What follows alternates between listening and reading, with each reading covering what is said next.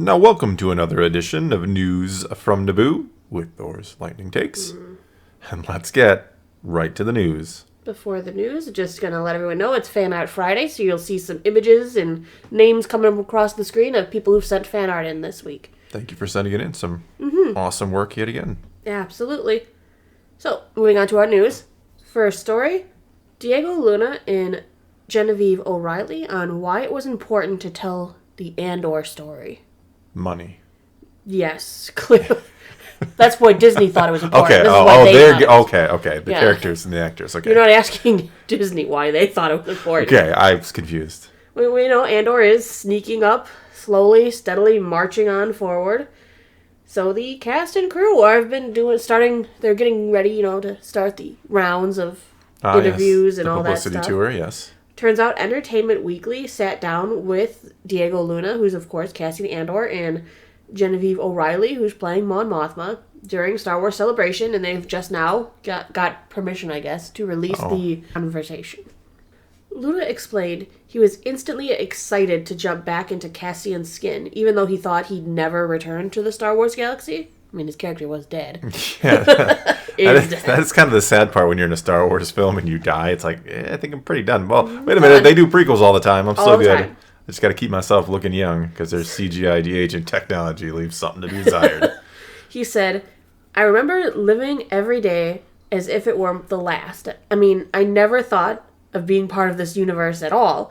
I was just a fan, and one day I got a call. I thought it was going to be a one-time thing in my life.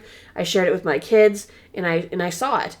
I was ready to move on. And then I was invited to come back, for the series. And it made complete sense. I had so much more to say and do with this role. I just want to explore many things that, I thought about while I was shooting the film that you wouldn't have the chance to explore. No, you don't have the time to really dig that deep into a character in a 2-hour film like that. Right. Especially when you got 6 other kind of main-ish characters. So. Absolutely. Yeah. Judging from the trailer, it does look like Cassian's going to have an important part to the story, but so does Mon Mothma, whose backstory will be explored in the series. We will get to see how she turned from a member of the Imperial Senate to a rebel leader, something very appealing to the actress, as O'Reilly explains. The idea of learning about this character, for me as much as for anyone else, through a long-form narrative was really interesting. We have now the chance to get to know the woman. Previously, she was a bit of a pillar or maybe a statue. I love that now we get to excavate that a little bit and learn about the human being, the woman behind the gown, if you will. It's very true what she says. Yeah. Mon Mothma has always appeared as a statuesque figure. Well, yeah. Akin to the Statue of Liberty. I guess a little bit. Yeah. All right. I can see that. I wonder if that was on purpose. To kind of design her character around looking similar to I don't know, the but statue. now that I would have never put that together, but if she would have held up her hand and put a little torch in there, yeah, I think... I'm no offense to her, but yeah, she does have even the original. No, that's what I'm saying, the original actress, whose name Which makes sense, the rebels, right freedom fighters, Statue of Liberty is their leader. Yeah, I guess.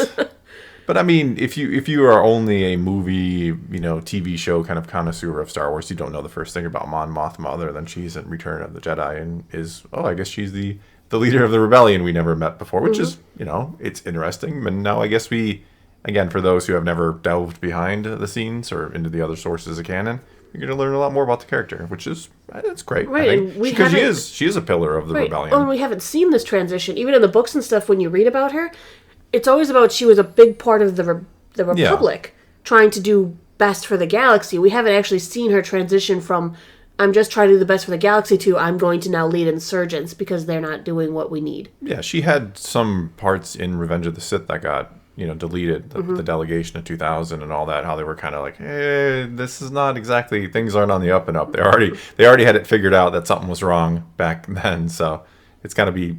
like I said before, I'm kind of excited for Andor. I hate the fact that it's yet another kind of prequel where we know the ending and all that. But, I'm still excited. I got this hope that we're going to get this a little bit of a deeper story. A little bit of a political intrigue, some spy thrill.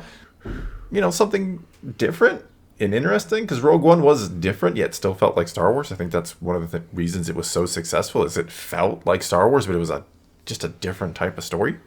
Well, Luna also added that despite the title, this isn't exactly a character study, but rather more an ensemble series. In addition, of course, to exploring Andor's character, we're going to see the grittier aspects of the rebellion from the inside and how hopeless it was before the Battle of Yavin, he says. You mean Star Wars has a tendency to name a show after a character and not have it be entirely about that character? Well, in the case of Boba Fett, it's barely about the battle. No. Yeah, Boba Fett was in that? I thought that was I the don't understand Mandalorian. Their naming. Do they just think that name alone is enough? Yes. You just ding, ding, ding, you win the prize. The Tales of the Rebellion, or no. I mean, and Andor doesn't. No offense to Diego Luna and his character, but Andor doesn't have the name that Boba Fett and Rebellion Obi-Wan Rising, or sure. There could have been some names. The Dark Times, Rebellion Rising. It really shouldn't have been called Andor. Rebellion Rising, The Dark Times. Yeah, anything. I mean. But no, I'm not surprised to hear it's not just going to be about Andor. That's kind of the MO these days. All right, so here's what he actually said. He says, even though it's called Andor, it's about a revolution, it's an ensemble, it's about a group of people, it's about a community. You'll have the chance to meet many characters you don't know and visit places in the galaxy you did not know existed. Hopefully with aliens on it. Tatooine. We're going to Tatooine, everybody. It's all sand planets. We visited Tatooine, then Jakku. Oh my god! Then we're gonna go to Endor, because why not? And, some other places. But I hope we see some aliens, because one of the things people have pointed out in the trailer is it's very alien light. It's very human. And mind you, these quotes he's referring to the first season only so far. He's not talking. Yeah. Showrunner Tony Gilroy has confirmed that the series will be 2 seasons long, 12 episodes each. Empire Magazine revealed in their August issue that the scripts for both seasons are 1,500 pages long, which averages around 60 pages per episode. Using a basic rule of thumb to turn pages of script into minutes of screen time, we're looking at episodes, and this is only an estimate, a guess right now, about 40 to 50 minutes long. Okay. And Andor will debut its first 2 episodes on Disney Plus August 31st. Yeah. All right. I mean, like I said, fingers crossed, right? Mm-hmm. Let's hope this is, like I said, The Mandalorian, both seasons, fantastic. Since then, we've gotten 2 arguably kind of subpar, hit and miss, controversial seasons of, Obi-Wan and Fett. So hopefully this is the one that no one is expecting much out of, and then, surprise, it's actually good. Only Fett. All right, let's move on to our second story. We saved this one from yesterday. Star Wars, The Princess in the Scoundrel, first excerpt shows the aftermath of the Battle of Endor. So the first excerpt has come out now for the book. The series is going to be, we're going to see Han and Leia getting married shortly after the Battle of Endor. The newlyweds were going to go on their honeymoon aboard the Halcyon Star Cruiser, where the lingering remnants of the Empire attempt to crash the party as they seek to remain the true power in the galaxy. That's all they got to do after they lose Endor? It's like, what can we do to get back on track? Let's take over the Halcyon. It's perfect. Makes sense. All right, so courtesy of StarWars.com, the first excerpt sees it's kind of the aftermath of the battle, where Luke and Leia are going to catch up after the dust settles. Don't say aftermath trilogy. We don't bring that up. All right, so I'm going to give you guys a general summary of what it talks about so we can be on the same page here. So it starts out, Leia's contemplating the humanity of the stormtroopers that have died. Well, everyone's coming down from their celebratory feast dinner. This is literally the next day, and she sees the helmets, and she's thinking about the people who were in these helmets. They were the enemy. They were trying to kill her, and of course her friends. Yes. But she also has to realize that they were conscripted at young ages, that some of them were forced into doing this, brainwashed, all that good stuff. Yeah.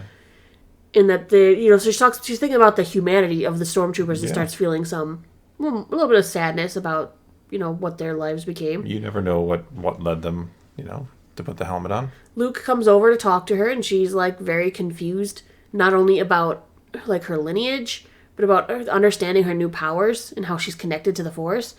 She kind of explains that, after he kind of gave her the words and kind of explained a little bit of what it was, that she's felt it for a long time, kind of at the edge of her consciousness, almost like a fluttering butterfly just out of reach, that she could feel the connection but didn't really access it.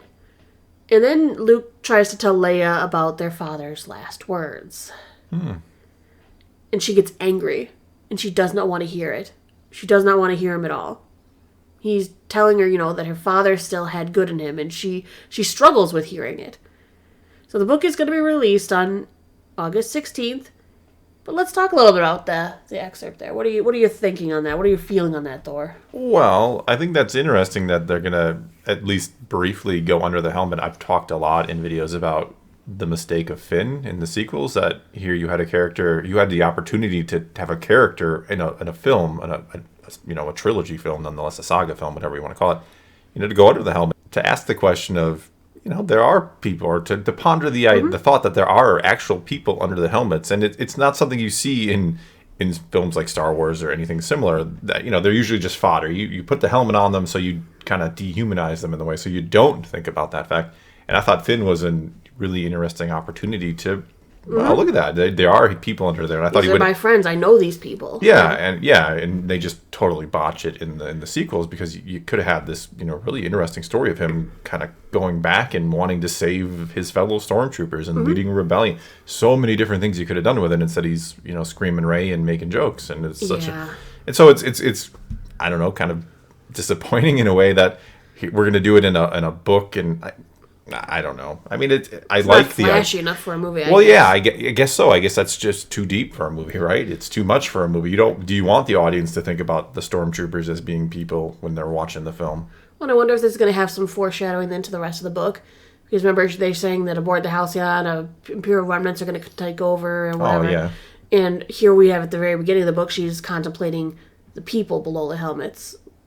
Yeah, I would imagine the book will have something to do where they'll be captured and she'll appeal to their better nature and try to convince them the Empire was bad and it's over, and they'll eventually let them go, and we'll get some heroic stormtroopers or something. Seems like it is interesting also to hear how angry and upset she is about she should be. hearing the last words about from her father.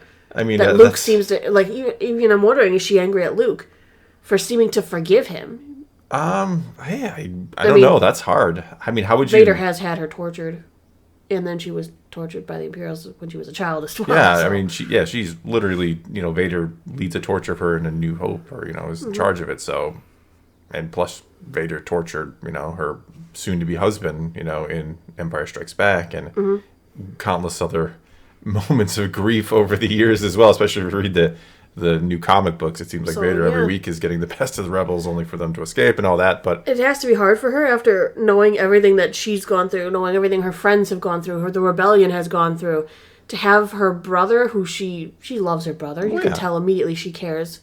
She loves him. She even acknowledged that in return. I mean, the whole scene where Han gets confused. How hard that must be for him to come back and go, by the way, I've forgiven our father for everything he's done, and there was still good in him, when all you can see is everything bad that he has done to you. I mean, I don't know if Luke is entirely forgiven everything as much as he understands. I don't know. That's such a hard... he said it. He said there was good in him. Yeah, well, but that doesn't mean I forgive you for absolutely everything you've done. There was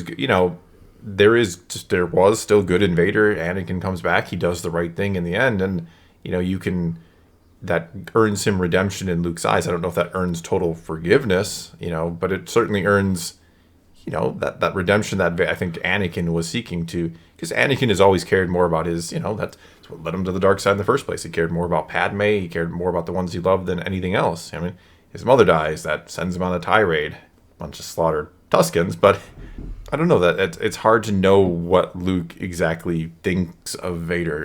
I don't know that it's utter and total forgiveness, and I don't know. It's a very interesting topic, and you can certainly understand why Leia would be frustrated with Luke saying, you should, this is what our father said. I don't even think Leia would at this point want to be referred to as, father. He's Darth Vader.